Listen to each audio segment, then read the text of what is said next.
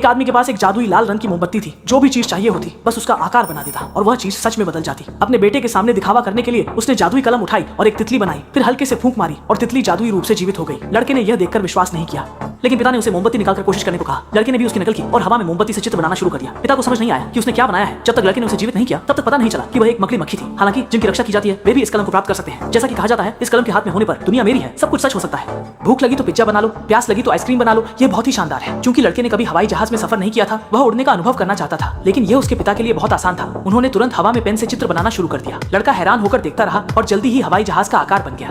बस देखा कि पिता ने तेजी से प्रोपेलर खींचा और लाल धुएं के धीरे धीरे छटने के साथ एक विमान तुरंत कुछ लोगों के सामने प्रकट हो गया। इतनी शानदार निजी विमान को देखकर लड़का बेहद उत्साहित हो गया और तुरंत उस पर बैठ गया। जैसे ही आदमी ने लिफ्टिंग लीवर खींचा, विमान फट से उड़ गया।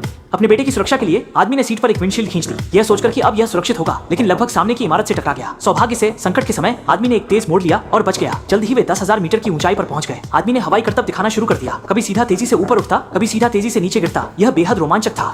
अचानक विमान में खराबी आ गई, संकट की घड़ी। पिता ने तुरंत आपातकालीन इजेक्शन डिवाइस को खींचा और तेजी से पैराशूट बना दिया, जिससे वे मुश्किल से बच पाए। अगर आपके पास ऐसा पेंसिल होता तो आप इससे क्या बनाते?